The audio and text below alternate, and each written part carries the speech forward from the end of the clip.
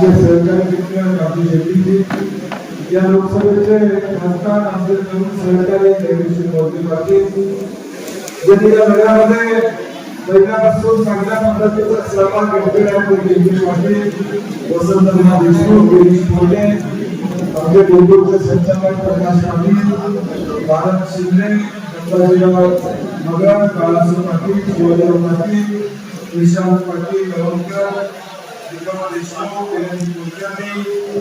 शरद पांढरे, सचिन जगताप, महावीर चव्हाण, सलीम पाटील, नितीन शिंदे आणि आयोजन समितीतले आमचे महेशरावजी, त्याचबरोबर सचिन हाराळेजी, अभिजित हाराळेजी, बाळूअण्णा व्यवहारेजी, राजकुमार हाराळे, रणजित व्यवहारे आणि जमलेले सर्व शेतकरी बंधू माझा बहिणी आणि तरुण मित्र 2 वर्षापूर्वी राज्य शासनाला शक्तीपीठचा घाट घातला आणि लोकसभेच्या आधीपासून या संदर्भात आम्ही भूमिका स्पष्टपणे घेतली की हा बाबा गरजेचं नाही आहे आणि गरजेचं नसल्यामुळे तो रद्द करावा अशी आमची सगळ्यांची भूमिका होती. लोकसभेला हा मुद्दा मोठ्या प्रमाणात लोकांच्या चर्चेमध्ये होता आणि या शक्तीपीठ महामार्गावरच्या लोकसभेचा निकाल काय लागला हे विद्यमान सरकारने त्या ठिकाणी बघितलं आणि विधानसभेच्या आधी या शक्तीपीठचा आम्ही 12 मार्चला एक मोर्चा आझाद मैदानावर देखील 2024 ला 12 मार्च 2025 ला आझाद मैदानावर देखील मोर्चा काढला होता आणि सातत्यानं हा गरज नसलेला महामार्ग रद्द करा ही भूमिका आम्ही घेतली. त्या विकासाचे आम्ही म्हणते नाही, विकासाचे आम्ही म्हणते नाही. आजपर्यंत जे रस्ते झाले, आजपर्यंत जे कालवे झाले, आजपर्यंतची जी धरणं झाली, आजपर्यंतच्या ज्या एमआयडीसी झाल्या, या सगळ्या शेतकऱ्यांनी जमिनी दिल्या म्हणून ही सगळी विकासाची कामं या राज्यामध्ये झाली. त्यावेळी कुठे शेतकऱ्यांनी विरोध केला नाही, परंतु आज गरज नसलेला महामार्ग आहे. आता मी 2.5-3 तासावर आलो, ड्रायव्हरला म्हटलं झुपची बिपची गाडीच दिसत नाही रस्त्यावर, जेवढा रस्ता हायवे रिकामा म्हणजे हा रत्नागिरी नागपूर हायवे हा या रस्त्यावर गाडी नाही, वाहन नाही. आता यासाठी आधी दुसरा रस्ता पाहिजे म्हणजे दर यासाठी टीईटीची परीक्षा घेता येणारी शक्तीपीठ करायची. 6 लाखाची टीईटीची परीक्षा यासाठी जमणार आणि एक शक्तीपीठ करायला निघाला. म्हणजे शासनाचं ज्याचा उल्लेख गिरीश मोरेंनी केला की हे सरकार फक्त कॉन्ट्रॅक्ट करायचं काम करतंय. आता या सरकारमध्ये बेबदशाही चालते. परवा मी 20 जानेवारीच्या विरोधात विधान परिषदेमध्ये बोललो आणि हे पहिलं बोलतानाच म्हणलं मुख्यमंत्र्यांना मी बोलणार आहे तर तुम्ही बोलून दोन काहीतरी करणार म्हटलं, खोटं बोलणार म्हटलं नाही, एवढंच बोलून हे मला म्हणण्याचा उद्देश होता आणि खरंच होतं. म्हणजे आता धांदापणे त्यांनी सांगितलं 8 तास 20 मिनिटे 10 तास 20 मिनिटे एजीचं कनेक्शन कुठं राहिलेलं नाही. सोलरची वीज सगळ्यांना शेतकऱ्यांना या ठिकाणी उपलब्ध आहे. सगळ्या मीटरवर मीटर बसवलेले धांदापणे चुकीची माहिती सभागृहामध्ये देण्याचं काम या ठिकाणी चालू. कशाचा पर्पस कशाला नाही असलेल्या सरकारच्या अवस्था या ठिकाणी निर्माण झालेल्या आहे. एक कलमी कार्यक्रम या सरकारचा चालू आहे, तो म्हणजे पैसे मिळवणे. एवढा एक कलमी कार्यक्रम झाला, दुसरा कुठलाही कार्यक्रम या ठिकाणी चालू. या राज्यातल्या कंत्राटदारांनी कोल्हापूरमध्ये मेळावा घेतला आणि सांगितलं की 56% कमिशन दिल्याशिवाय दिलं निघत नाही. 56% कमिशनचं हे सरकार बसलेलं आहे. आता शक्तीपीठचा सुद्धा किलोमीटरला किती खर्च येतोय हे राजू शेट्टी त्यांच्या भाषणामध्ये या ठिकाणी सांगितलं. आज जे चाललेलं शक्तीपीठ हा कुठलाही शक्तीपीठ जोडण्यासाठी नाही, हे कॉन्ट्रॅक्टरचं भले करण्यासाठी हा मार्ग त्या ठिकाणी चालू आहे. आणि म्हणून आमची सरकारला सूचना आहे की हा विरोध शेतकऱ्याचा. आज इथं द्राक्ष बागायतदार शेतकऱ्यांनी सांगितलं 200-300 एकर या ठिकाणी द्राक्षाच्या बागा या ठिकाणी झाला आहे. आज नोकरी लागली तर 58 वर्ष माणूस रिटायर होतो. शेती असेल तर 100 वर्ष ते कुटुंब चालतं. हा इतिहास आपण या ठिकाणी बघितला. काय होतं कोविडचा, काय होता वर्षभर, काय होता इथं पाणी लावायला इकडं परत आत आली होती, त्यावेळी शेतीची जमीन आणि शेतीची किंमत लोकांना या ठिकाणी मिळाली. आणि मग माझी विनंती आहे की आज आता एजंट मिळवले गेले, गावागावात एजंट पाठवलेले, चौडीवर बसला, पानपट्टीवर बसला, चहा प्यायला बसला, शेजारचा म्हणला की जमीन दे, वळखायचं याला 10% कमिशन ठरलेलं, बोलला की वळखायचं, ह्यो दोस्त नाही, याला 10% गिऱ्हाईक गाठून द्यायचं दिलं, त्याला 10% मिळणार असं नवीन फंडा सरकारनं काम केलं. तू गिऱ्हाईक आणायचा, तू शेतकरी आणायचास, त्याला तयार करायचं, त्याला मिळणाऱ्याचा 10% तुला आम्ही त्या ठिकाणी दिला. हा नवीन व्यवस्था आपण त्यांनी या ठिकाणी केली. आता स्मार्ट मीटर त्याला विरोधाने केला.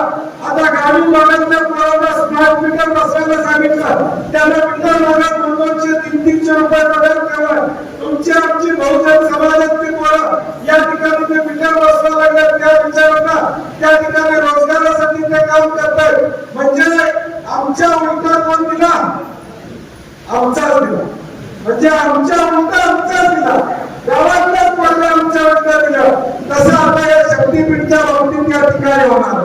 आमच्या गावातलाच एक माणूस आमच्या त्या वकिली करायचा प्रयत्न करणार आहे आणि म्हणून आपल्याला लक्षात घ्यायला आहे.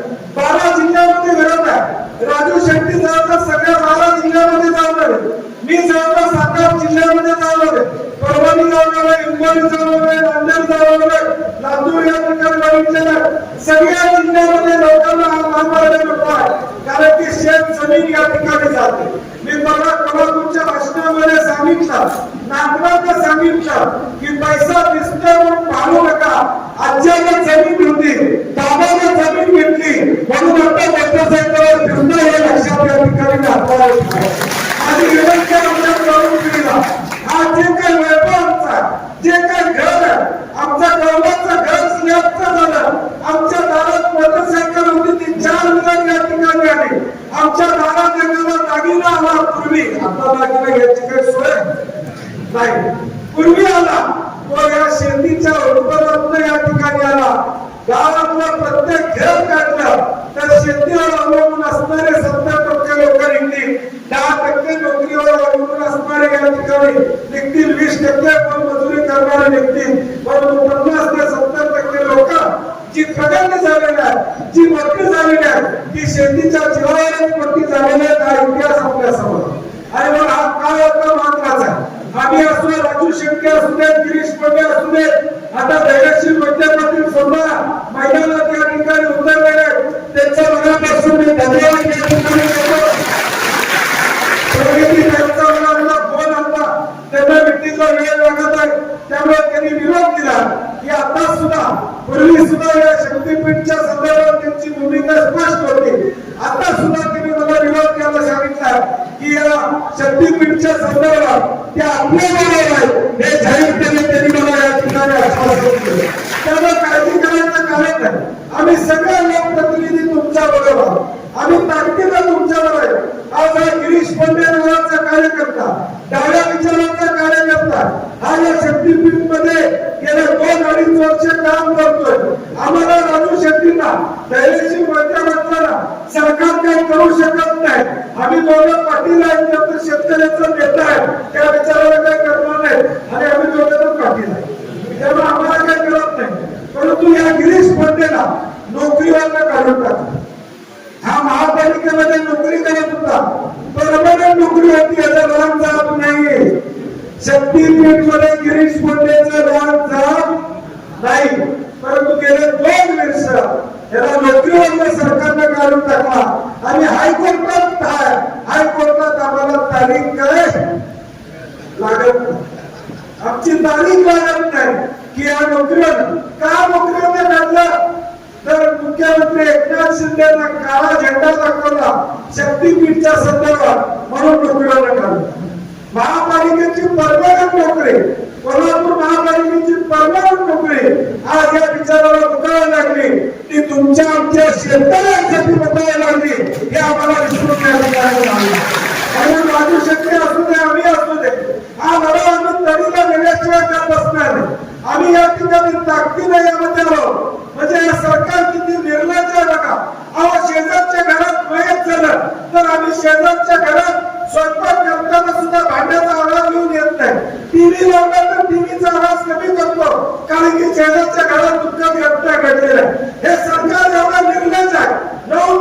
10-20 हजारचा मोर्चा आम्ही कोल्हापूरमध्ये काढला. मुख्यमंत्र्यांनी आदेश दिला की 9 तारखेला मोर्चा आहे, रात्री 12 पर्यंत अधिसूचना निघाली पाहिजे आणि 12 वाजता यांनी अधिसूचनेचा पार या ठिकाणी या राज्यामध्ये केली. अधिसूचना काढली, त्या रात्री काढली. आमच्या जखमेवर मीठ चोळायचं काम या सरकारने या ठिकाणी केलेलं आहे.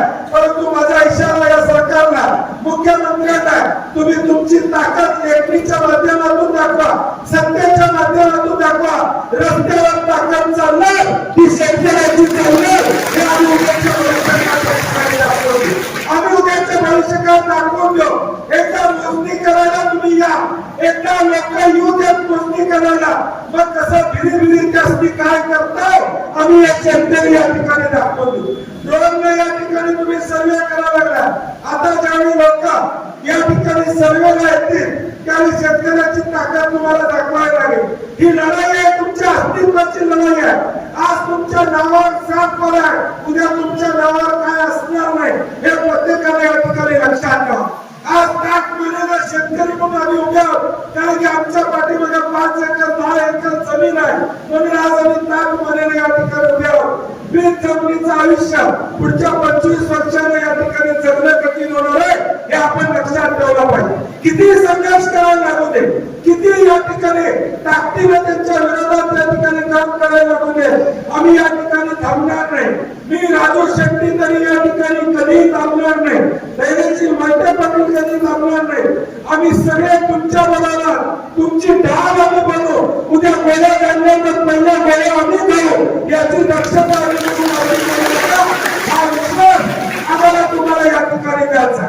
माझ्या भगिनींना विनंती आहे, मगाशी कुणीतरी भाषणात सांगितलं, मोजणी करायला आलं की पहिला आमच्या बहिणींनी त्या ठिकाणी जमिनीत थांबा, महिलांनी आमच्या या ठिकाणी जमिनीत थांबा. जनावरं घेऊन मोजणी करायला अधिकाऱ्यांना अडवायचं काम आपल्याला करावं लागेल. कसलं सरकारवर नाकारतेपणाचं पाटण 5ला पोलीस गाड्या घेऊन मोजणी करायला या ठिकाणी ते दम असतं तर दिवसा मागायचं ना काय काठी घेऊन आमचे शेतकरी येतील, दाखवतील इसका काय लोकांचा ते. यांच्यात दम नाहीये. 5 वाजता येऊन ही मोजणी करतात आणि म्हणून या सरकारला वट्टीवर आणायचं असेल, शक्तीपीठ रद्द व्हायला पाहिजे का नको? जोरात सांगा. नाही तर आम्ही पुढे व्हायचं, मागं तुम्ही. मी सारखं पहिल्या भाषणात राजू शेट्टी आम्ही सांगितलं होतं, आम्ही ऐकाय करत नाही. आम्ही एकदा उतरलो की त्यात आम्ही थांबत नाही. तुम्ही मात्र आमच्यावर खंबीरपणे राहा. बंटी पाटलाची शेती जात राजू शेट्टीची नाही. आमचा लढा चाललाय तो तुमच्यासाठी चाललाय, तुमची शेती वाचवायसाठी चाललाय.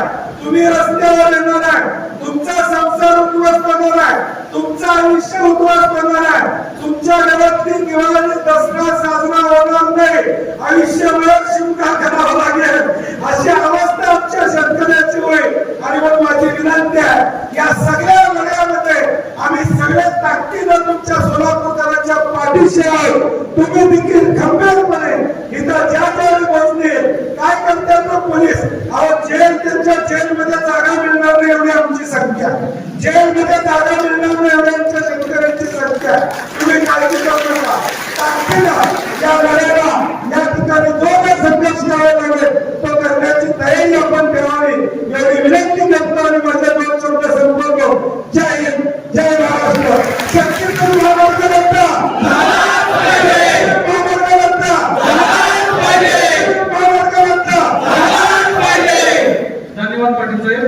यानंतर ज्ञानेश्वर मोहिते पाटील यांना विनंती करतो की त्यांनी आपलं मनोगत व्यक्त करावं. शेती हा केवळ उदरनिर्वाहाचं साधन नाही मित्रांनो, शेती ही आपली परंपरा आहे, आपला स्वाभिमान आहे, आपली संस्कृती आहे. धन्यवाद.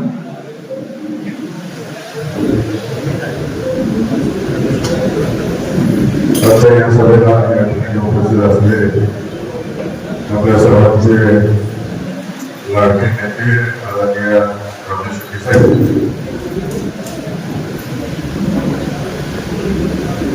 आदरणीय सतीश पाटील साहेब, या ठिकाणी आवर्जून उपस्थित असलेले गिरीश मोठे साहेब, मारुती चव्हाण, के पाटील, लाड साहेब, वसंतदादा देशमुख, बाळासाहेब शिंदे,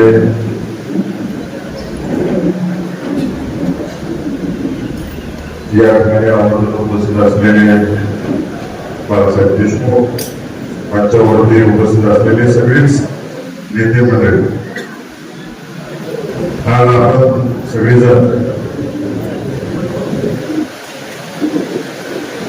शक्तीपीठाच्या विरोधात लढाई उभारण्यासाठी एकत्रित झालेलो आहोत. आणि या शक्तीपीठाचा उपयोग सगळ्या वक्त्यांनी सांगितल्याप्रमाणे कुठल्याही शेतकऱ्याला भेटायला नाही. ठराविक उद्योगधंद्यांच्या फायद्यासाठी हा शक्तीपीठ उभा केला होता.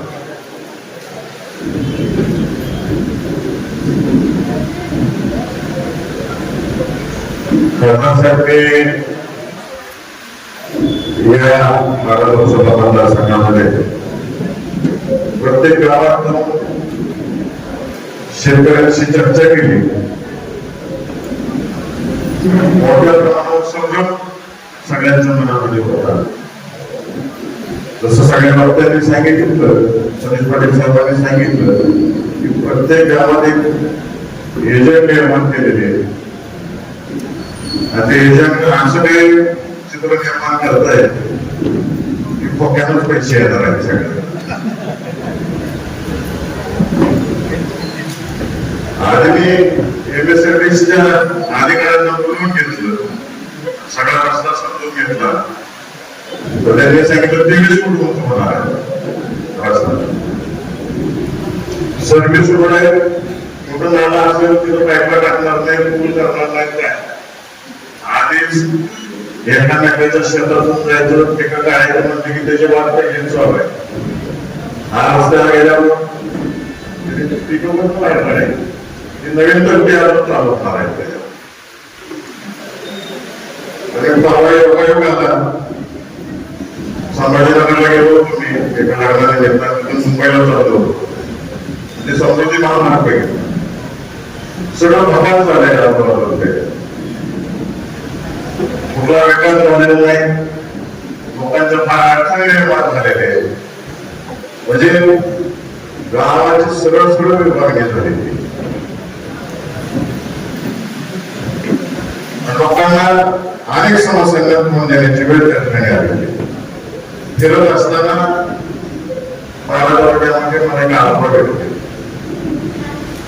तरी मला म्हणजे काय जरी झालं आमची पत्नी आम्ही कधी येणार नाही. त्याच्या मागचं कारण सांगितलं, 72च्या दुष्काळामध्ये सुगडी खाऊन या जमिनी जपलेले सरकारला एक इंच सुद्धा जागा देणार नाही असं त्यांनी मला बोलत राहतात.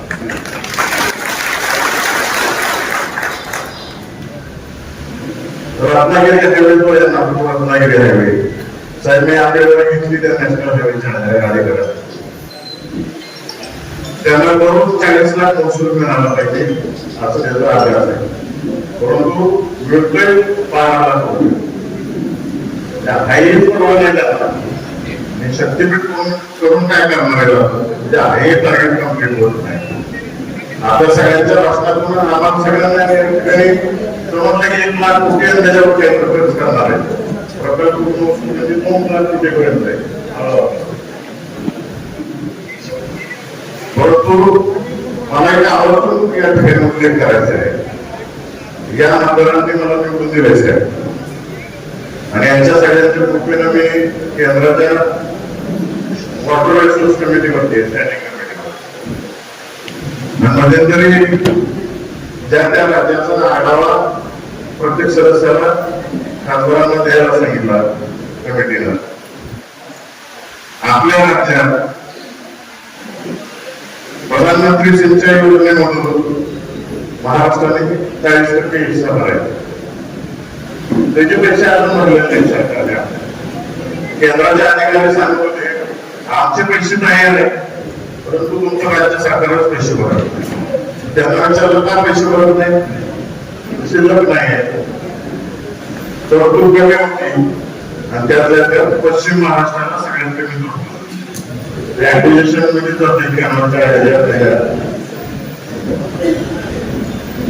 माझा प्रश्न हे आहे की 1 लाख कोटी जर तिकडे घालणार आहे तुम्ही, त्याच्याऐवजी महाराष्ट्रात जे पुराचं पाणी वापरला पैसे आदरणीय विजय पाटील साहेबांनी कृष्णा धरणास स्थिरीकरण झालं. तुम्हाला कोल्हापूर जिल्ह्याला सगळ्यात जास्त फटका बसतो.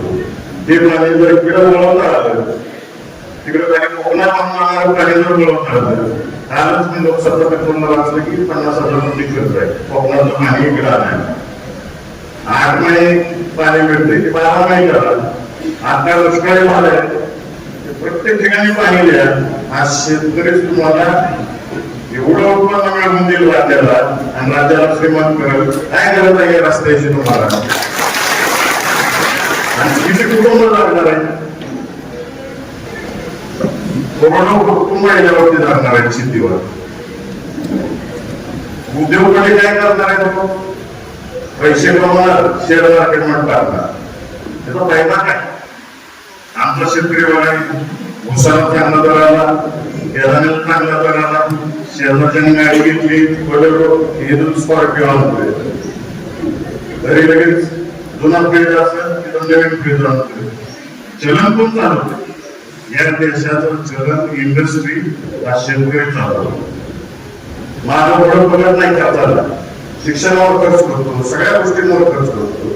तर नोकरदार असेल, उद्योगपती असेल, की पैसे अडकून ठेवतील शेअर्स आणि त्याच्यावर सगळं नफा कमवतो. खरं चलन, खरा देश कोण चालवतो? तर आमचा शेतकरी चालवतो. माझी तर हे मागणी आहे, या शक्तीपीठाला पैसे घालवण्यापेक्षा शासनाने राज्यातले सगळे सिंचन प्रकल्प पूर्ण करा. त्यासाठी काय कर्ज काढायला ते काढा आणि सगळ्या शेतकऱ्यांच्या शेवटच्या कोकणापर्यंत पाणी गेलं पाहिजे. याचं नियोजन मुख्यमंत्र्यांनी करावं असं मी या मेळाव्यानिमित्त या ठिकाणी मागणी करतो. आणि हे जर पाणी आपण पूर्ण केलं, साहेब याला एनसीआरटीचं आकडेवारी जाहीर झाली काल. त्यात गेल्या वर्षी 3,884 शेतकऱ्यांनी आत्महत्या केल्या. काय परिस्थिती चाललेली आहे शेतकऱ्याची, त्याच्याकडे पूर्ण दुर्लक्ष. आम्हाला फक्त 2च गोष्टी द्या, शेतकऱ्याला कर्जमाफीची गरज पडणार नाही, 12 महिने पाणी आणि 24 तास लाईट द्या. कसं पिकवतो आणि सरकारला सेवच करतो. परंतु हे सरकार असं आहे, माझ्या आजूबाजूला गोष्ट सांगायची साहेब सरकारवरची की गाव होतं, त्या गावामध्ये 2 शेतकरी मित्र होते, शेतकरी होते आणि आज ठिकडी होती त्या शेजारी. तिथं मानव्यांची संख्या लई होती. एके दिवशी ते आपापली पेंडर घेऊन गेले, तिथे शेळ्या घेऊन गेले चरायला. तिथे गेल्यावर एखाद्या लक्षात आलं की आपल्या माहितीला घ्यायचं काम सांगितलं. मित्राकडे त्या दुसऱ्या शेतकऱ्याकडे गेला, म्हणला गावात जाऊन येतो, माझ्या जनावरांना नीट सांभाळ, नीट सांभाळलं तर तुला लंगडी शिडी बक्षीस दिलं. तिथे पुढं त्यानं मूळ टाकलं. तर दुसरा शेतकरी बाहेर होता यायला पाहिजे.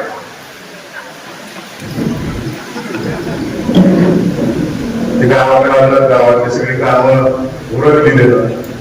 कामं उठून झाल्यानंतर पुन्हा तिकडीवर गेलं.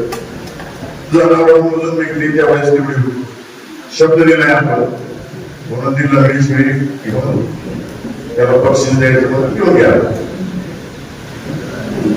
हे पुन्हा लगेच तुझ्या लंगडी शिडी बक्षीस. तो म्हणला मी गाडीच्या शिडीचं पाय पडला. हे म्हणलं मी तुला लंगडी द्यायचं का पण केलं. गोवाचं एवढं भांडण झालं की नेहमीप्रमाणे गावाचं भांडण गेलं पाठला.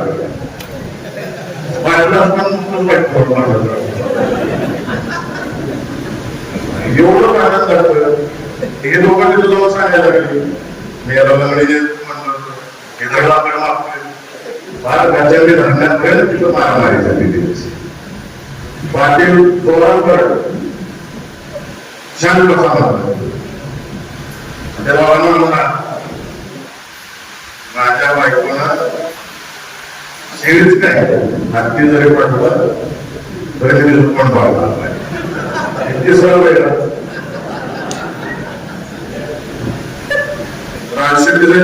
वडील झाले मंडळी सगळे हे पूर्वी सरकारला कुणाचाही पक्ष सरकार असले परंतु सरकारला एक बोलण्याचा शब्द होता मायबाप सरकार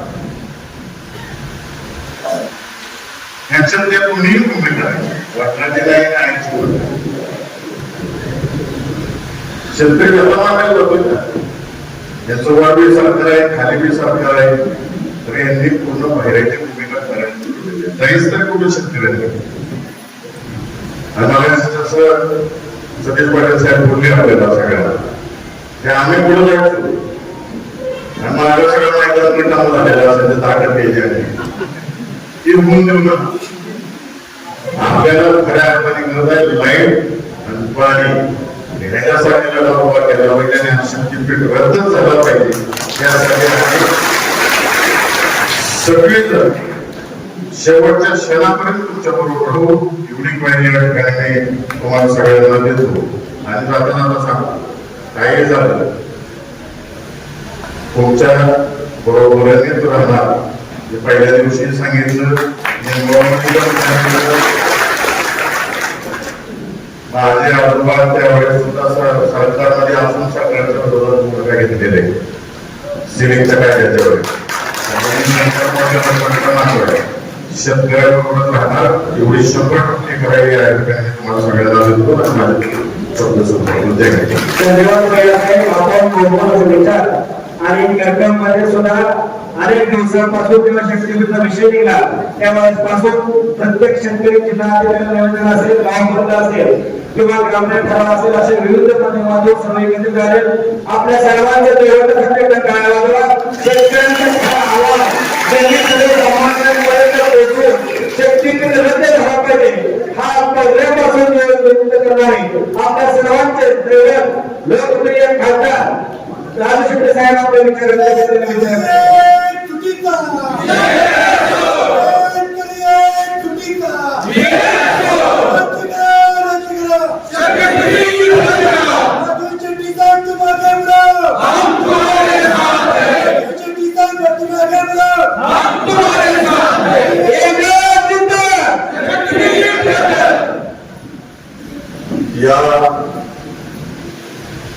यल्गाव मेळाव्याच्या निमित्तानं आमच्यावर उपस्थित असणारे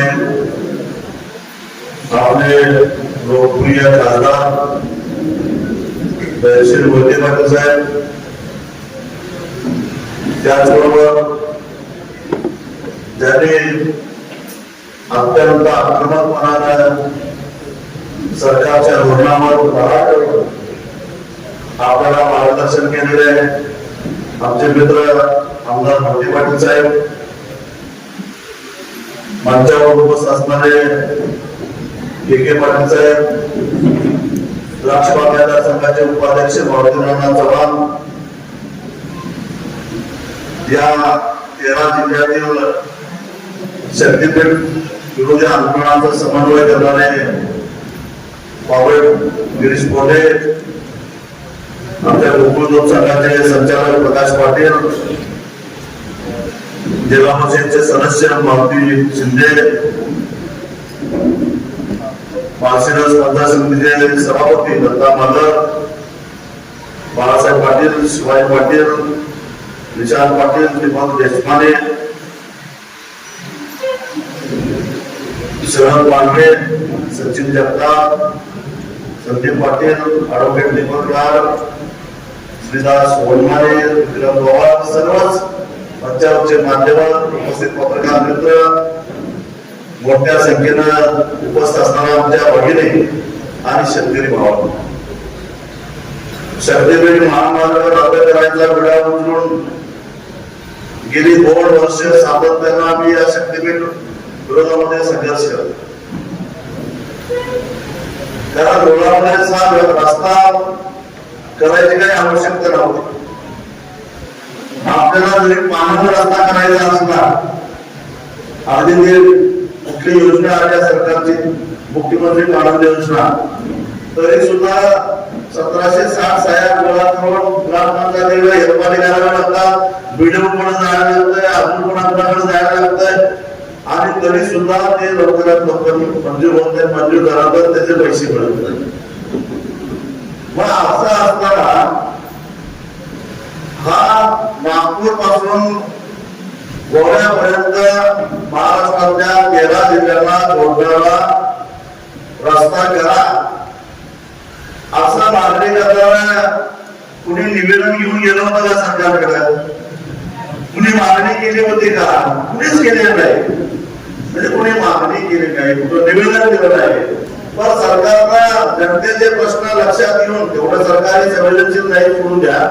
पण समजा असं तरी काही झालं का किंवा नवरात्रीला जाताना तुळजापूरला ट्रॅफिक जाम झालं, नाहीतर एकादशीला येताना पंढरपूरला ट्रॅफिक जाम झालं, 4-4 तास 8-8 तास प्रवासी रस्त्यावर खुळून राहिले, असंही झालेलं नाही आहे. मग हा रस्ता करायची गरजच काय? म्हणजे ज्याची गरज नाही, ज्याची आवश्यकता नाही आणि पूर्णपणे अव्यवहार्य असणारा हा रस्ता आहे. मला एका ठिकाणी मुख्यमंत्र्यांनी कुठे बोलल्यानं मी ऐकलं की या रस्त्यामुळं मराठवाड्यामध्ये प्रचंड असा पाण्याचा साठा होणार आहे. आता पाण्याचा साठा कसा होणार आहे हे मला कळालेलं नाही. म्हणजे कुणाला कशा धक्का मारायचा, किमान शेतकऱ्यासाठी तरी धक्का मारू नका. पाणी कसं लागणार आहे सांगा बघू. पाणी रस्त्याला पाणी आणतंय ते कसं काय लॉजिक आहे याच्या पाठीमागचं? पण नाही, ते पाणी आणणार आहे. तुम्ही आतापर्यंत नाही म्हटलं तर देवेंद्र फडणवीस तुम्ही 2015 ते 2026 11 वर्ष झालं सत्तेत आहे. कधी मुख्यमंत्रीकडे उपमुख्यमंत्री होता, किती दिवे लावले? आतापर्यंत या महाराष्ट्रामध्ये किती पाणी अडवलं याचा पहिला हिशेब द्या आणि मग आम्हाला तुमच्या त्या जलयुक्त शिवारनं शेतकऱ्यांना काही जगवलं नाही, पण ठेकेदारांना मात्र चांगलं जगवलं. हे आम्हाला माहिती नाही. तुम्ही सुरुवातीला मुख्यमंत्री असताना केलेल्या जलयुक्त शिवारचं एकदा ऑडिट करून बघा, मग कळेल त्याचं काय काय झालेलं आहे. मग म्हणायचं आम्ही देवाला जोडणार आहे. अरे देवाला आधीच रस्त्याने जोडलेला आहे, आता तुम्ही नवीन काय जोडायची गरज आहे? कुठल्या देवाला जाताना आपल्याला त्रास होतोय? कधी परळी वैजनाला जाताना त्रास होतोय, औंढा नागनाथला जाताना त्रास होतोय, कोल्हापूरच्या अंबाबाईला जाताना त्रास होतोय. कुठं काय होतं? सगळे रस्ते झालेले आहेत. पण तुम्हाला एक्सप्रेस रस्ता पाहिजे, एक्सप्रेस रस्ता पाहिजे तर मग आयुक्त लोक देणार ना. नागपूर रत्नागिरी हायवे जो आहे, माझ्याकडे माहिती आहे पाटील साहेब, हा नागपूर रत्नागिरी रस्ता करत असताना, त्याला रुंदीकरण करत असताना जे ऍडमिशन झालंय, भविष्यामध्ये हा रस्ता 8 पदरी करता येईल एवढी जमीन आधी फिरून ठेवलेली आहे. नवीन जमीन घ्यायची गरजच नाही. आधीच 8 पदरी रस्ता करता येईल एवढी जमीन घेऊन ठेवलेली आहे नॅशनल हायवेला. मग तो करा. आता 4 पदरी काही ठिकाणी 6 पदरी, 8 पदरी करा, 6 पदरी करा. त्यातले 2 पदर आमच्या स्थानिक लोकांना ठेवा, बाकीचे 6 पदरी एक्सप्रेस करा. आम्ही कुठं नको म्हणले तुम्हाला. पण तो रस्ता आहे केंद्राचा, तो रस्ता आहे केंद्राचा, नॅशनल हायवेचा. याला करायचा रस्ता राज्याचा, MSRDCचा. म्हणजे राज्य रस्ते विकास महामंडळाच्या माध्यमातून याला रस्ता करायचा आहे. याची गंमत अशी आहे की रस्ते विकास महामंडळाचा अध्यक्ष एकनाथ शिंदे ते काही बोलत नाही. आणि बोलतोय कोण? मुख्यमंत्री देवेंद्र फडणवीस. माझा ड्रीम प्रोजेक्ट आहे, स्वप्नातला रस्ता आहे. ड्रीम प्रोजेक्ट कसला? याला पैसे काय घे, दुसरं काय? आणि त्यात हिस्सेदारी एकनाथ शिंदेची नको आहे म्हणून हे एकटंच बोलतोय. तेव्हा मध्ये आपण पाण्याला काही ठरवा. ड्रीम प्रोजेक्ट म्हणाला देवेंद्र फडणवीस साहेब, म्हणजे तुमच्या स्वप्नातला रस्ता करण्यासाठी पहिल्यांदा झोप तरी लागली पाहिजे. आम्ही अशी परिस्थिती निर्माण करू, अशी परिस्थिती निर्माण करू तुम्हाला झोपच लागणार नाही. आणि ते करतोय हे तुम्हाला माहिती आहे, म्हणून तो तिकडे इकडे आला तुम्ही. ते आम्ही करू शकतोय हे त्यांना माहिती आहे, म्हणून तिकडचा रस्ता आता इकडे आणला. इकडे आणला तुमच्या पालकमंत्र्याच्या आग्रहाखातर असं त्यांचं म्हणणं. तिथं काहीतरी त्याला 1,500-2,000 हजार एकरामध्ये काहीतरी 5 स्टार एमआयडीसी काढायची आहे. महाखाताला 5 स्टार एमआयडीसी काढण्यासाठी ती रस्त्यावर आली पाहिजे, पण रस्ता इकडं. अरे पण मगाशी नानाने सांगितलं ना, म्हणतो इथनं फक्त सांगलीपर्यंत केवळ मी इतर पिकाचं सांगतच नाही, द्राक्ष शेती जर का 6,000 एकर जर का बाधित होत असेल तर त्यांनी हिशेब सांगितला की एका एकरामध्ये 4 लोकांना रोजगार मिळतोय. तुम्ही नाना नुसतं प्रत्यक्षात शेतात काम करणाऱ्यांचं सांगितलं, पण एक द्राक्ष बागायतदार कुणाकुणाला जमवतोय, बॉक्स बनवणाऱ्याला जमवतोय, वेळाने द्राक्षाची वाहतूक करणाऱ्याला जमवतोय, औषध कंपन्याला जमवतो, त्याचबरोबर सुगरीपासून मोळ्यापर्यंत गेला कुणाकुणाला जमवतोय. या सगळ्याचा हिशेब केला तर कमीत कमी एका एकरावर 10 माणसं तरी उपजीविका करतात, हे लक्षात ठेवा. 10 माणसं. 6,000 झाली किती? 7,000. 7,000 लोकांचा रोजगार तुम्ही काढून घेणार आणि शक्तीपेठ करणार. यातनं रोजगार किती लोकांना तयार होणार सांगा नको स्थानिकांना. यात कुणालाही रोजगार मिळणार नाही.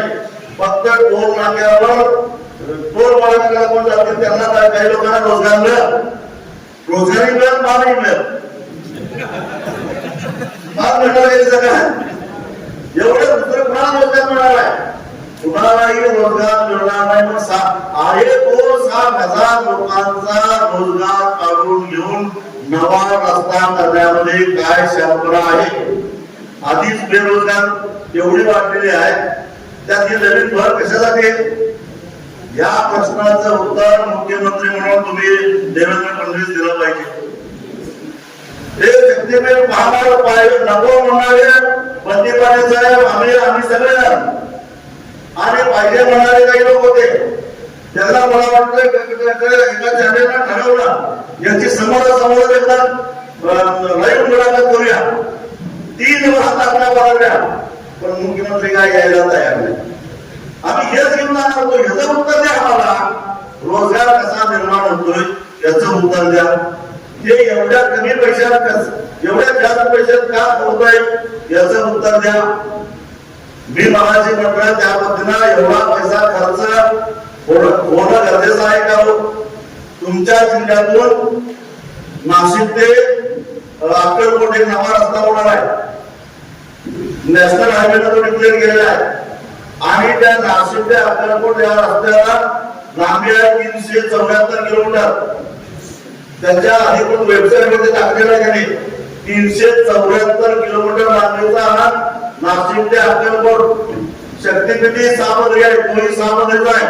शक्तीपीठ एक्सप्रेस आहे, तोही एक्सप्रेस आहे. आणि ते सांगतात की 374 किलोमीटर लांबीचा हा रस्ता आम्ही 19,000 कोटीमध्ये पूर्ण करणार आहे. म्हणजे साधारणपणे 19,000 कोटी मागे 376 जर भागाकार केला तर उत्तर येतं 51 कोटी रुपयाला 1 किलोमीटर रस्ता पूर्ण होतोय. आणि यांचं आधी म्हटले 86,000 कोटी, आता म्हटले 1,00,000 कोटी, आता म्हणतात 1,10,000 कोटी. 1,10,000 कोटी भागिले 856 जर का भागाकार केला तर याचं उत्तर येतं 128 कोटीला 1 किलोमीटर. अहो 128 कोटी सोन्याचा पत्रा टाकून मिळते. 128 कोटीला 1 किलोमीटर रस्ता एकाच वेळी तुम्ही रस्ते चालवाय. त्यांचं म्हणणं 51 कोटी 1 किलोमीटर, त्यांचं म्हणणं 128 कोटी रुपये 1 किलोमीटर. मग मला सांगा की 51 कोटी कुठं, 128 कोटी कुठं, एका किलोमीटरवर किती काय होते? आणि ते काय साधू सांगतो नाही 51 कोटीत करणार आहे, तेही 10 कोटी खाणार आहेत. पण त्यांचं खाऊन सुद्धा जर का 51 कोटी होत असेल तर यांना कसला भस्म्या रोग झालाय? किती मोठं पोट चुकलं यांना खायला. अरे काहीतरी हिशेब. म्हणून 50,000 कोटी रुपयाचा जो काय टप्पा यातला पडणार आहे ही प्राथमिक आकडेवारी आहे, याच्या बाजून भर पडणार आहे. आणि हे सगळं कशासाठी? हे सगळं कशासाठी तर पुढच्या येणाऱ्या निवडणुकीमध्ये पैसा उभा करण्यासाठी. याला आता पंतप्रधान व्हायची स्वप्न बघायला लागले आहे. पंतप्रधान होण्यासाठी खासदार विकत घ्यायला यांना हे पैसे पाहिजे आहेत. पण त्यांचा ड्रीम प्रोजेक्ट काय, त्यांचा ड्रीम प्रोजेक्ट काय केल्यावर तिरंगा फडकवणे हा त्यांचा ड्रीम प्रोजेक्ट आहे. आणि त्यासाठी आपल्याला पैसा हा यातना उभा करायचा आहे. पण त्यासाठी तुम्ही बळी पडणार आहात का, हा खरा माझा सवाल आहे. हा आपला का बळी घ्यायचा त्यासाठी? मग काय बाकीची काही चिल्लर बिल्लर आहेत ती म्हणतात रस्ता व्हायला पाहिजे, विकास व्हायला पाहिजे. समृद्धी महामार्ग म्हणून 10 वर्ष झाली. आपण एक काम करू, प्रत्येक गावातली 10 शाली माणसं घेऊन समृद्धी महामार्गाचा अगदी पार आपल्या नाशिक पासून नागपूर पर्यंत जाऊया एक दिवस. आणि कुठल्या गावाचा इतिहास झाला, विकास झाला त्याचा तपासून बघूया की 10 वर्ष झाले रस्ता. या 10 वर्षामध्ये जरा तरी विकासाच्या पाऊलखुणा दिसायला पाहिजे होत्या. मग 10 वर्षात विकास होणार नाही कधी? आमचे लाकडे रस्ता गेल्यावर कधी होणार आहे तुमचा विकास? म्हणजे हे सगळ्या कामं आहेत. विकास काही होणार नाही. यांना त्यातनं पैसा उभा करायचा आहे. आणि म्हणून ते मगाशी दैनशील बाया बोलले तसं ते सिंचनाच्या योजना करायला तयार नाहीत का? तर सिंचनाच्या योजना तयार केल्या तर किमान त्यातनं समजा पैसे खातील खाऊ देत, पण आपल्या शेताला पाणी तरी मिळत. आमचं सांगली कोल्हापूर कोणाच्या तळाख्यात तरी वाचणार आम्ही भय पडणार ना का? सिंचनाचा प्रकल्प करा. अहो तुम्हाला सांगतो जुलै महिन्यामध्ये आमच्या शिरोळ तालुक्यामध्ये राजापूर नावाचं एक गाव आहे. कर्नाटकच्या आणि महाराष्ट्राच्या सीमेवर असलेलं कृष्णा नदीवरचं गाव आहे. त्या ठिकाणी एक बंधारा आहे कोल्हापूर टाईपचा. त्या आमच्या राजापूरच्या बंधाऱ्यातून जुलै महिन्यामध्ये दररोज 10 TMC पाणी वाहत असतं. इतकं पूर येतो जुलै महिन्यामध्ये जेव्हा पूर येतोय त्यामुळे दररोज 10 TMC पाणी त्यातून वाहून जात असतंय. आणि आमच्या कोल्हापूर जिल्ह्यामध्ये धरणांची जर काय साठवण्याची क्षमता बघितली तर ती 100 TMCच्या वर जात नाही. म्हणजे एवढं पाणी साठवून सुद्धा ते पुढे जात असतंय. आंबर्डी नारायण सागर आंबोर तालुक हे 2-2.5 TMC आहे. ते भरून सुद्धा पाणी शिल्लक राहतंय, ते समुद्राला जात असतंय. मग मला सांगा की पावसाळ्यामध्ये ते पाणी घ्यायला कर्नाटक तयार नसतंय, ते पाणी घ्यायला आंध्र प्रदेश तयार नसतंय. ते पाणी आमच्या दुष्काळी भागामध्ये उचलण्यासाठी जसे म्हैसाळ योजना झाली, टेंबू योजना झाली, तशा योजनेत ताकात योजना झाली, तशी अजून एक मोठी योजना जसा तेलंगणाने केलेला आहे तसे एखादी मोठी योजना करून फक्त पावसाळ्यामध्येच पुराचं अतिरिक्त पाणी उचलण्याची योजना राबवून जर का इकडे आपल्या सोलापूर जिल्ह्यातल्या करमाळा म्हणा, सांगोला म्हणा या दुष्काळी भागात पुढे पलीकडे मराठवाड्यामध्ये हे पाणी नेलं असतं तर याला महत्वाकांक्षी प्रोजेक्ट म्हणता आला असता, याला ड्रीम प्रोजेक्ट म्हणता आला असता. यामुळं मराठवाड्याचं आणि सोलापूर जिल्ह्याचं नंदनवन झाला असता. याला म्हटलं असतं द्राष्टा माणूस एक उद्देश वसंतदादा जे म्हणायचे पाणी आणवा आणि पाणी जिरवा. आता हे आहे देवेंद्र फडणवीस जे म्हणतात रस्ता करा आणि पैसे खा, असं यांचं धोरण आहे. बरं काय दोन मुख्यमंत्र्यांच्या. आणि म्हणून आपल्याला हे विचार पाहिजे आमची पूर्ण परवानगी आहे.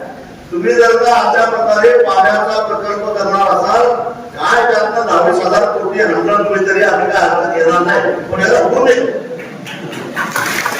नाही हरकत घेणार नाही. काय नसल्यामुळे बरं असा विचार करू. मी कायम भ्रष्टाचाराच्या विरोधात बोलतोय पण मी सुद्धा आपल्याला व्यवहारी झालोय. काय करायचं आपण? कायला पाणी नाही एका वर्गात दुसरीकडे घटना द्याव्या पाण्यामध्ये. या भोगाचा एक प्रश्न सोडवायचा असेल तर असा काहीतरी मधला मार्ग काढणं गरजेचं आहे का नाही?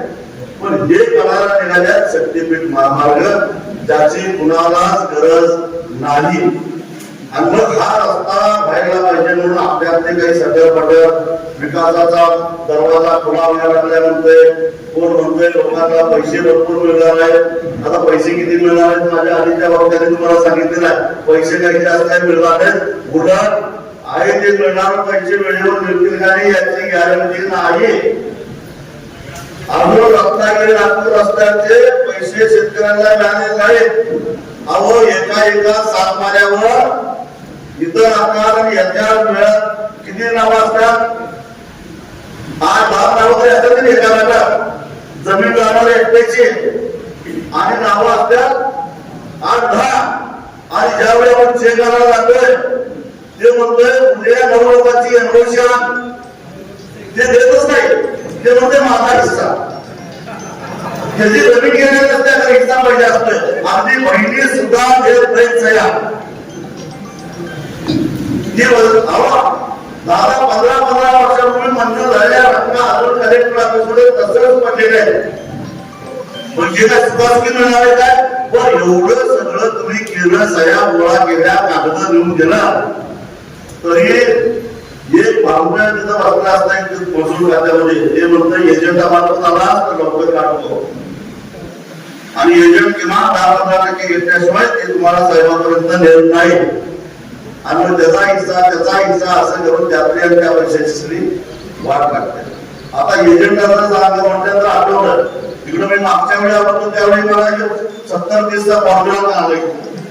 म्हणजे म्हटलं हे 70-30चा फॉर्म्युला कसला आहे?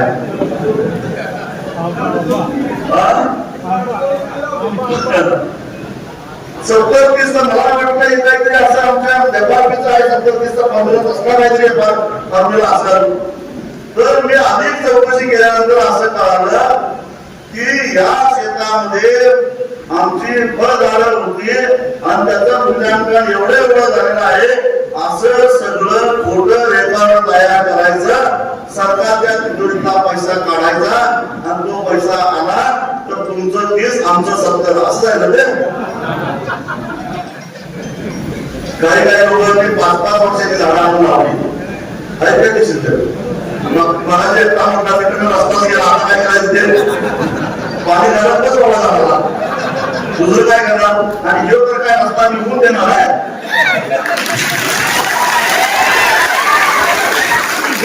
रस्ता आले गुन्हा नाही. मग जावं आंब्याने झालं त्याला कसं फवारण्या काय पण आवाज करतात. आणि मुळामध्ये तुमच्या माहितीसाठी सांगतो की गेल्या 1-2 महिन्यापूर्वी हायकोर्टाने एक निकाल दिलेला आहे. असंच एका रस्त्याच्या बाबतीत काही लोकांनी खोटं रेकॉर्ड करून आमच्या फळबागा आहेत असं रेकॉर्ड केलं आणि जास्तीचं पैसे उचललं. ज्यावेळी कोर्टाच्या लक्षात आलं, कोर्टाने सांगितलं की त्यांच्याकडनं व्याजा सगळ्या वसूल करून घ्या. हे लक्षात घ्या, हायकोर्टाचा निकाल आहे. आणि त्यांनी काय सांगितलं की रस्ता पंचनामा कधी करायचा? आता त्यांचं ई-टिकवाले आपण सगळे करतोय. 4 वर्षापूर्वी तिथे काय होतं काय ते तपासायचा, पुरावा बनायचा. म्हणजे 4 वर्ष समजा तुम्ही आता झालं नाही, 4 वर्षापूर्वी तिथे होते का? मग ते बघायचं, ते सापडते त्यांना सगळं सॅटेलाइटवर ना, आणि ते नसलं की गेलं. म्हणजे बापच्या बाप गेला, तो म्हणताना हात गेला, अशी अवस्था तुमची होणार आहे. म्हणजे जे झाडं लावणार आहे किंवा लावण्याच्या विचारायला आहे त्यांना माझा सल्ला आहे, कमीत कमी एवढं तरी सांगा, लाव आमच्या शेतात झाडं, तुला 70% तुझा हिस्सा आहे लाव, पण मी 1 रुपया खर्च करणार नाही. आणि पैसे आल्यावर द्यायचं काय नाही हे मी त्यावेळी ठरवणार, एवढं तरी बोला.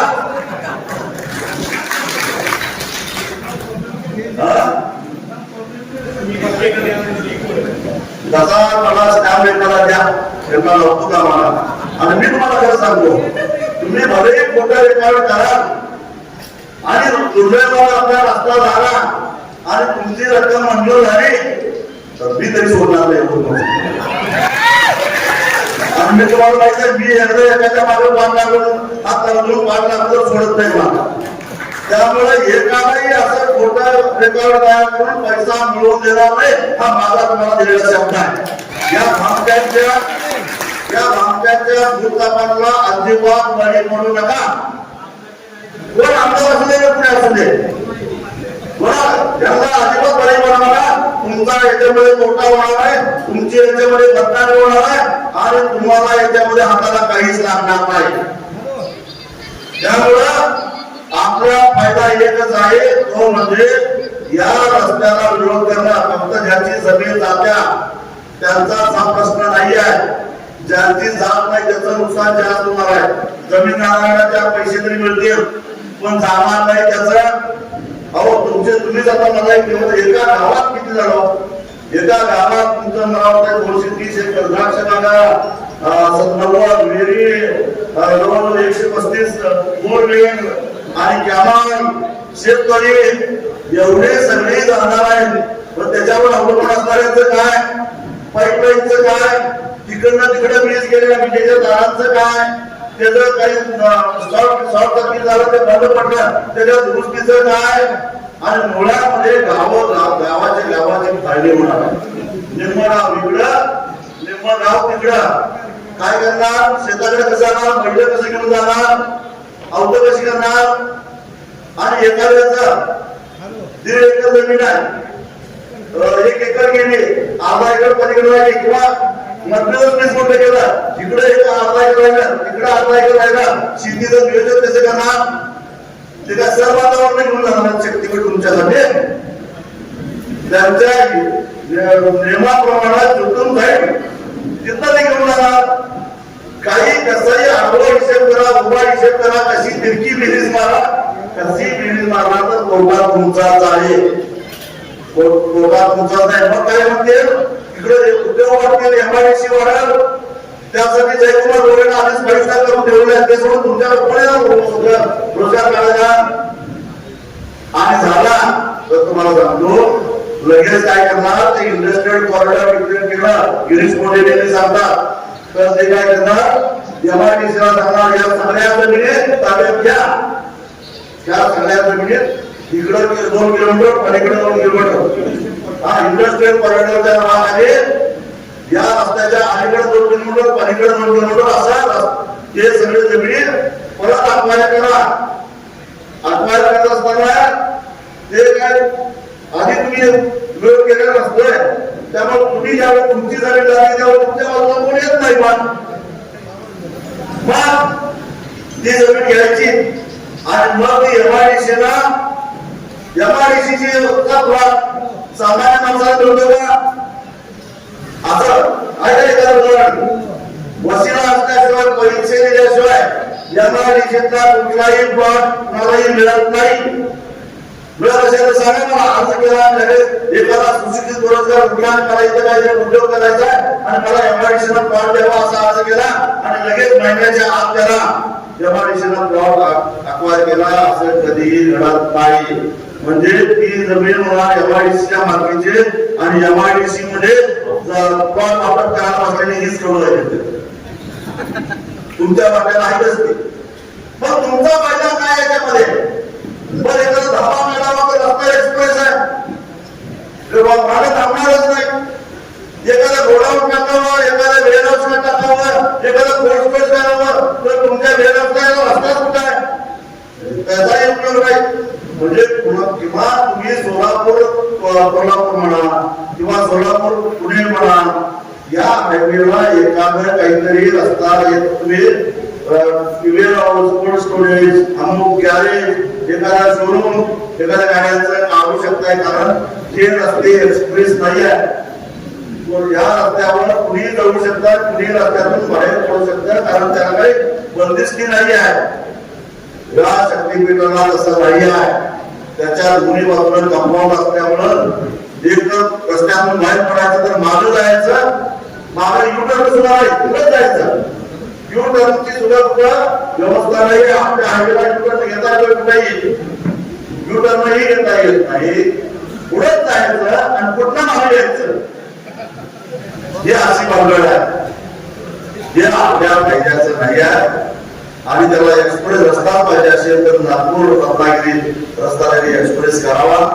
गोव्याला आपलं काही जात नाही. भाजीपाला कशाला बघायचं सांगितलंय, हा भाजीपाला जातोय का आपल्याकडे, आपला मुंबईला जातो, आपला नागपूरला जातो, आपला इकडं याच्याकडे जातो.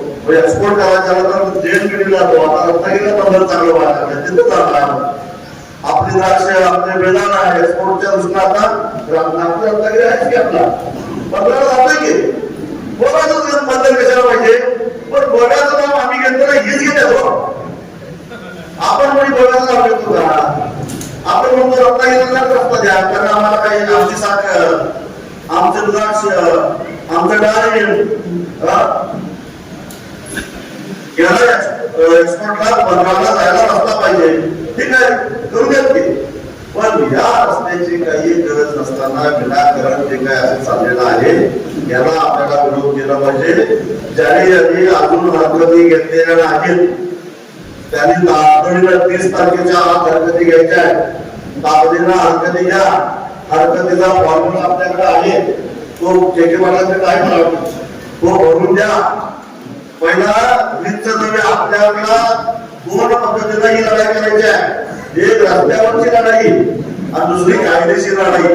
कायदेशीर लढाईमध्ये उद्या ते असं म्हणायला नको की रस्ता फक्त बंटी पाटील, राजू शेट्टी, जयसिंग बंटी पाटील यांनाच नफा आहे, लोकांना नफा असताना त्यांनी हरकती घेतल्या असत्या असं एक जबरदस्त उद्या बोलणार आहे. त्यामुळं ज्याच्या गटातून जातो त्या प्रत्येकाला हरकती घ्या. हरकती घेतल्यानंतर आपल्याला एवढ्यावर थांबून चालणार नाही. पुढे आपल्याला काहीतरी करावं लागेल. असे मेळावे व्हायला पाहिजेत. 27 तारखेला मुख्यमंत्री मला वाटतंय आषाढी एकादशीला पांडुरंगाची पूजा करायला येणार या लक्षाने, पण मुख्यमंत्र्यांना काहीतरी विचारावं लागेल की का हो तुमच्या स्वप्नात शक्तीपीठच काय येत नाही? तुमच्या स्वप्नात तहानलेल्या मराठवाड्याला पाणी द्यावं असं स्वप्न तुम्हाला का पडत नाही?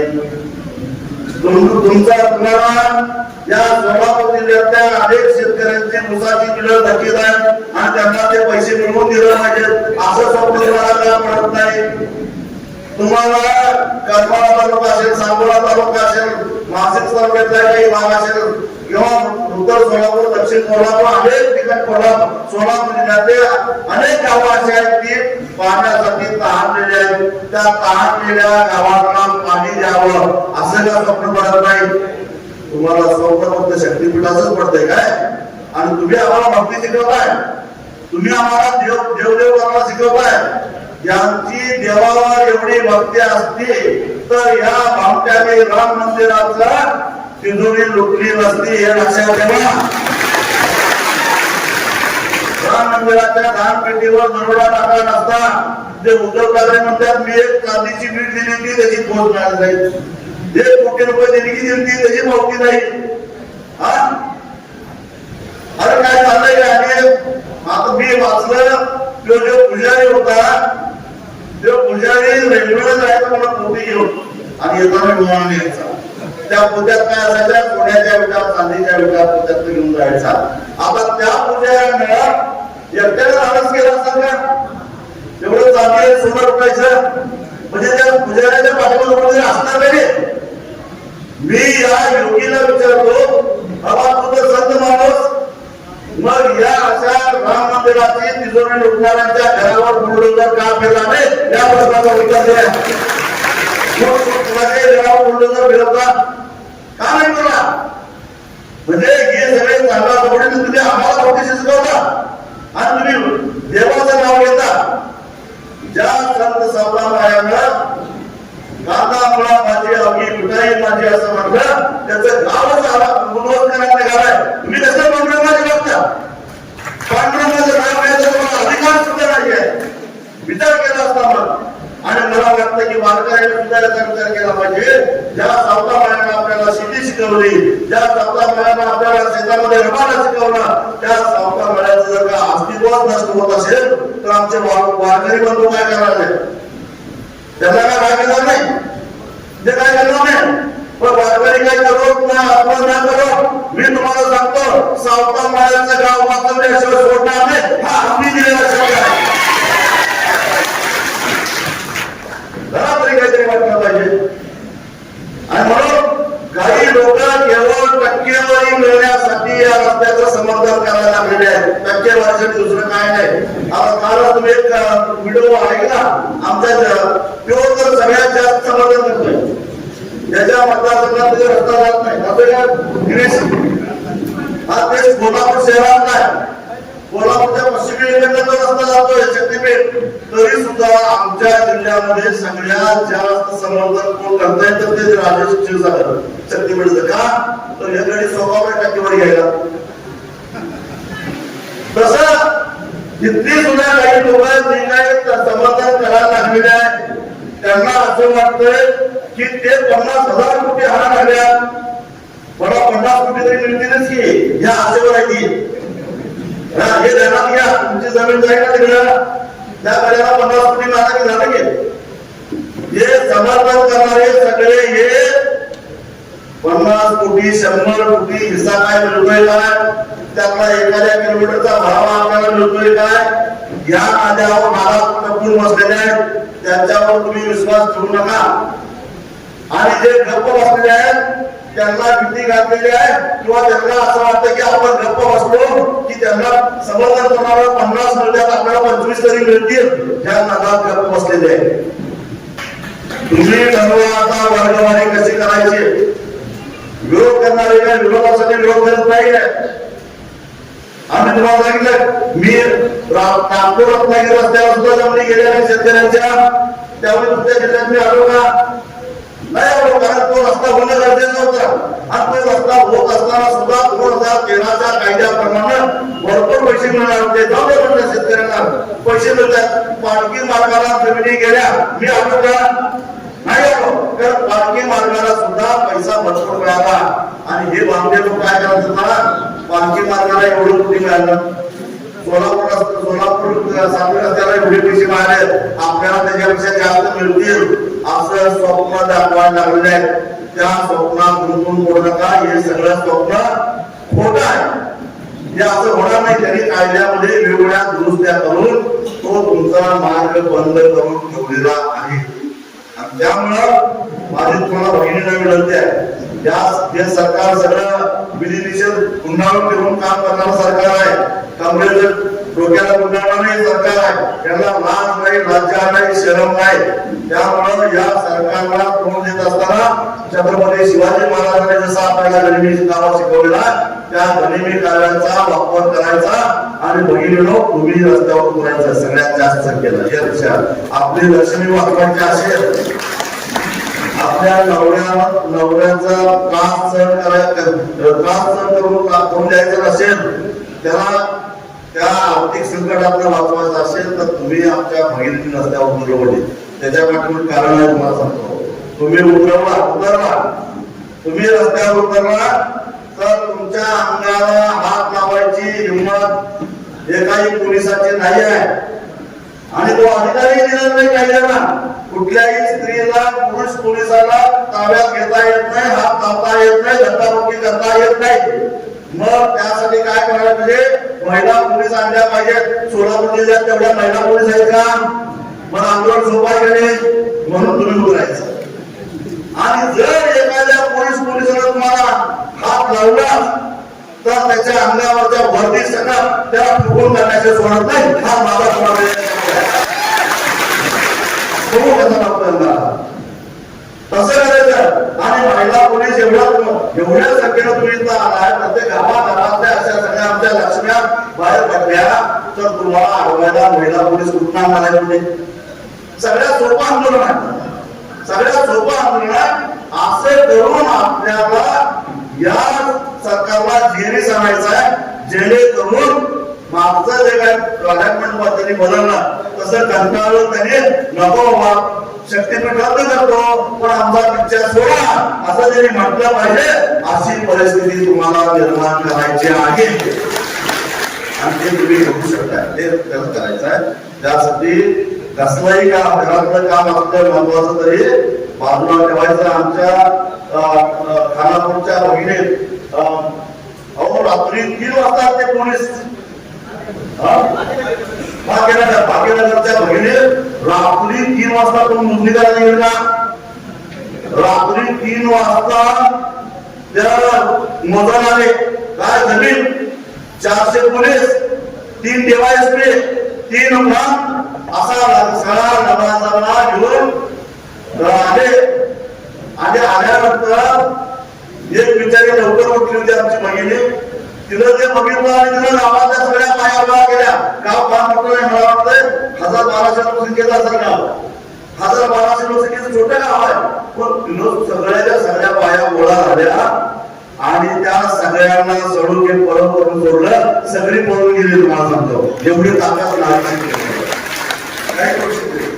मग सकाळी आम्ही पोहोचलो सगळे, जसं पोलीस घटना घडल्यानंतर जाते तसं आम्ही तिथे गेलो. पण आम्ही जायच्या आधी आमच्या सगळ्या भगिनीने जे काही करायचं ते करायला, आज अखेर त्यानंतर तिथं यायची हिंमत झालेली नाही पोलिसांची.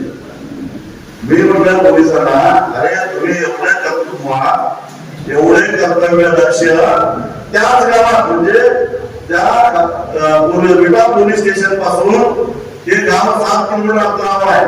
या गावात 15 दिवसापूर्वी शेतकऱ्यांच्या शेतावरच्या मोटरीच्या केबली चोरीला गेल्या. त्याची रीतसर तक्रार नोंद आहे. एक साधा कॉन्स्टेबल सुद्धा चौकशीला गेला नाही 15 दिवसामध्ये. आणि आता वन्ना आदेशाला म्हटल्यानंतर रात्री 4-4 सेशन जाता माझा काही काय वाटत तुम्हाला असा जाब आणून त्यानंतर पोलिसांना उत्तर द्यायला शब्द नव्हते. लक्षात ठेवा, हा तुम्ही एवढे कर्तव्य लक्ष होते तर मग शेतकऱ्याच्या शेतामध्ये चोरी होती त्यामुळे तुमची कर्तव्य. अरे आपले पदार्थ पुढे आम वाटली जात आहेत. देवेंद्र फडणवीस ते पहिल्यांदा थांबवा. 15-16 वर्षाची पोरं आज जलद गाड्या अमुक तमुक घ्या आपली पदार्थाच्या खाई लुटली जात आहेत. पोरं उद्ध्वस्त होत आहेत, त्यांचे आयुष्य उद्ध्वस्त होत आहे. ग्रह आता गेली 15 वर्ष तुमच्याकडे आहे. हे बघा, ते रोजगार आपल्याला म्हटलं महाराष्ट्राचा पुढचा महाराष्ट्र झालाय तर म्हणाले देवेंद्र फडणवीस राजू शेट्टी तुम्ही महाराष्ट्राला बदनाम करू नका. पण खरं सांगा, प्रत्येक गावात 100-150 पोरं गांजा पडायला नाहीत की नाही? काय सांगा, खुले राम चरस म्हणतोय, खुले राम गांजा म्हणतोय, खुले राम सगळं म्हणताय. त्या मेडिकलमध्ये कसल्या गोळ्या म्हणतात.